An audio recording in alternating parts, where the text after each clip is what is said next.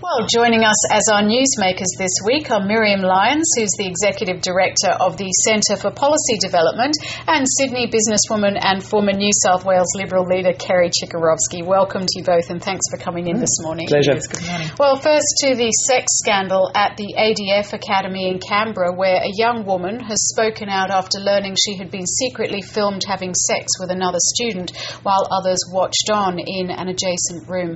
Let's first hear what Air Chief Marshal Angus Hutcheon had to say earlier this week.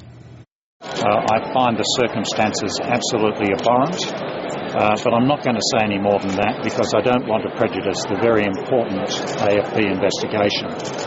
Now, in terms of that investigation, we took this matter very seriously right from the start. We called in the AFP the day after this was first notified, and that was on the 1st of April, and we've been working very closely with them on the investigation since. Should heads roll over the handling of this issue? Well, I've been asked about whether I have confidence in the Commodore who runs the Defence Academy, and I've said I'm not going to be drawn on that matter. Just shouldn't do this. They don't do it in civil police matters. They shouldn't do it in military matters. Well, a range of views there. It's not the first instance, but the latest in many incidents involving sex, alcohol or inappropriate behaviour in the military. Kerry Chikarovsky, does this point to a certain culture in the military that seems to be ongoing? I think the concern for the military must be whether there is a culture of intimidation. And I suspect, and I don't know the answer to that, I suspect that would be the concern. I mean, clearly now with women involved in the military, the intimidation has a sexual tone to it.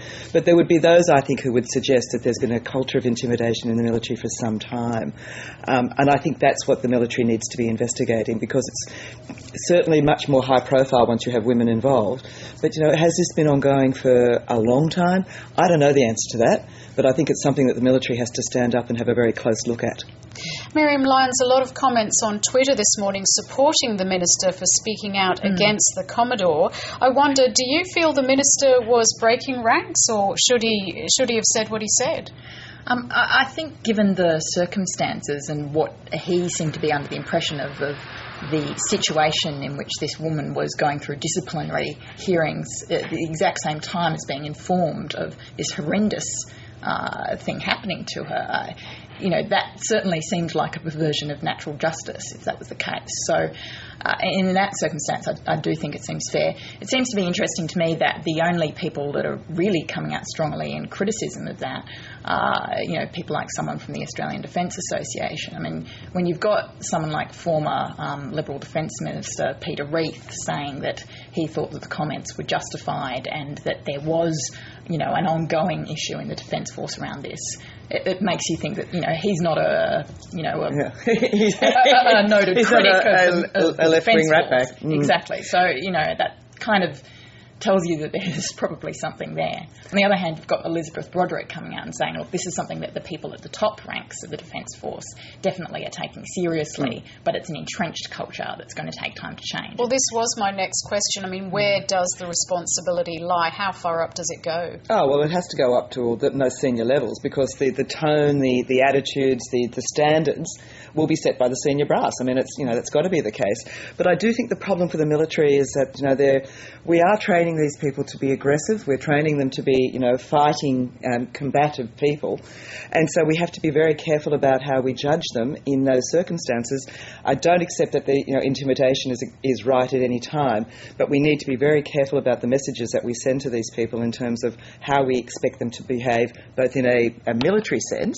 And it may be that they have to behave differently in a military context than they do in a context where they're being trained or whatever, or they're doing the training. They are role models after all. Yeah, I mean, it's that, but it's also an issue dealt with in a workforce which is so very heavily dominated by men, and you have to take these issues even more seriously, I think. Yeah. And so secretive too, because will we ever know what kind of reform is going on in the military? Well, and they definitely need to be open about that process. And I think that's where Angus Hutcheon has been saying, look, we've been working cooperatively with the appropriate authorities. It'll be interesting. I suppose in some ways there's almost a comparison with the rugby league and some of the issues they've had with, aggression on the field, not off the field, that sort of stuff. So it'll be interesting to see how they deal with it. But I think, as Elizabeth Broderick said, that this is definitely a sign that process needs to be sped up. given high priority. Okay, well, the federal government unveiled legislation that's going to strip logos from cigarette packets and replace them with graphic images, for example, of cancer sufferers. Miriam Lyons, do you think the move is warranted? Look, I think that there seems to be a decent amount of evidence that it would actually work. So on that basis, there's a study, for example, showing that it's particularly effective in deterring teenagers from smoking, and we've all got to agree that that would be a good thing. Interestingly, it has broad popular support, this move, but it even has support of a majority of smokers. I think that's kind of telling. There's been sort of, comments that maybe this is an overly restrictive kind of measure, but freedom of choice isn't really an absolute when you're an addict, and I think that a lot of people would actually appreciate a little bit of help of actually having the long-term consequences of smoking in their face every time they are. I asked for some comments on Twitter a bit earlier, and D-Bay X Piper has asked why the government is both taxing and preventing. Yeah. Does she have a point? Well, and that's true. I mean, there's an argument which says, well, if this is such a horrendous thing, why doesn't the government just ban it? Exactly. Why doesn't the government stop people from smoking altogether? And I suppose it's kind of like the whole prohibition thing. If you put it underground, and how much worse is it going to be? Look, as someone who is completely opposed to smoking. You were a former smoker, I smoked for a little time when I was at uni. A couple of years when I was at uni. Yes, I put my hand up. Yes, children, I did smoke at one stage. But I actually think whatever we can do, and I can't understand why anyone having a look at those photos, particularly the one of the eye, oh my God, that is so gross, why they would continue to smoke. Look, I understand the intellectual property argument coming from the companies, but at the end of the day, I think it is about a health issue, and it is an expensive health issue for the nation. And I think that's a pretty weak argument. I mean, I'd be a little bit worried if trademark issues overrode the government's right to regulate in the protection of public health. There is the question too, though. I know Nicola Roxon has said cigarettes are very different from alcohol, for example, because just one cigarette can cause cancer, whereas alcohol in moderation can be okay. But is there a point there in that the government doesn't jump on everything that is dangerous? Sugar, for example. Oh, and fast food and all those sorts of things. And I suppose the counter-argument is, how far does the nanny state go? Exactly. How much is personal choice involved in all of this? And I acknowledge my inconsistency, because I do agree that, you can drink moderately, but I think most of my inconsistency is driven by the fact that I hate smoking. Fair enough. Well, the May budget isn't far away, and the opposition leader, Tony Abbott, recently released his welfare plan, which includes mandatory work for the dole for all long-term unemployed, changing the benefit system for disability pensioners who can be readily treated, and suspending the dole for under 30s in areas where unskilled jobs are available. Let's listen to what Tony Abbott has said. I think every taxpayer is concerned when there's credible evidence that our taxpayer dollars are being wasted.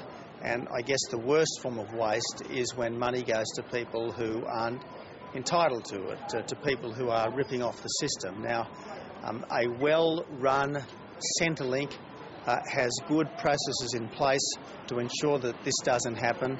And I regret to say that it doesn't surprise me that fraud is taking place under this government, because you can't trust this government with money. Tony Abbott there, not mincing words as always. Miriam, firstly, do we actually have a problem with so-called dole bludgers still in this country, or is Tony Abbott trying to paint Labor as a party that encourages dole bludging and welfare dependency? Well, I think that the dole has probably never been less attractive than it is right now. It's not kept pace with inflation. It's extremely hard to live on. So in that sort of sense, it's really hard to see where Mr Abbott is coming from. And I actually think that possibly we're in the opposite end. There is some evidence that Centrelink is actually overly punitive and wasting money on trying to pursue minor infractions that, don't actually add up to the big picture of what we need to solve here. Long-term unemployment is a tragic waste of human potential, that's the real waste here. And given that is such a big problem, it's a shame that none of the policies that Mr Abbott is proposing seem to have much of a chance of actually making a real difference of dealing with the root causes.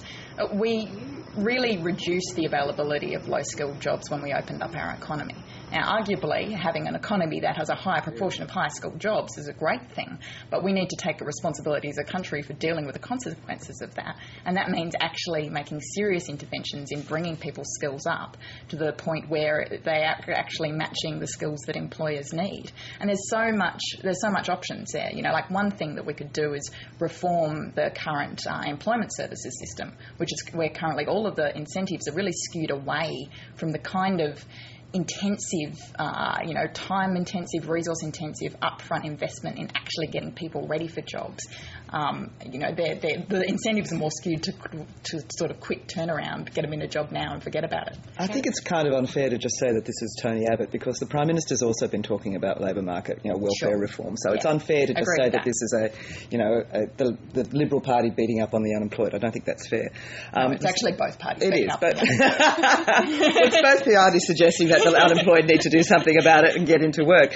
And look, I accept a lot of what you've said, but my concern is that we actually do have third generations in this country where there's no one ever worked. I mean, the third generation is the third generation to be on unemployment benefits. And it's hard when that's the case to actually get people to even have the confidence to get into the job market, so the role models so the role models aren't there. So I think that there is certainly a culture out there amongst certain parts of the community which says, yep, this is fine, might be tough, but this is what we're used to, but and I'm not really inclined to. And I mean, and the problem is you still get the stories of the people living up in Byron Bay, not working, living off the dole. So I think we need to look at those issues and address how we can encourage those people back into work. I'd like to see a policy that's actually based on evidence of what works.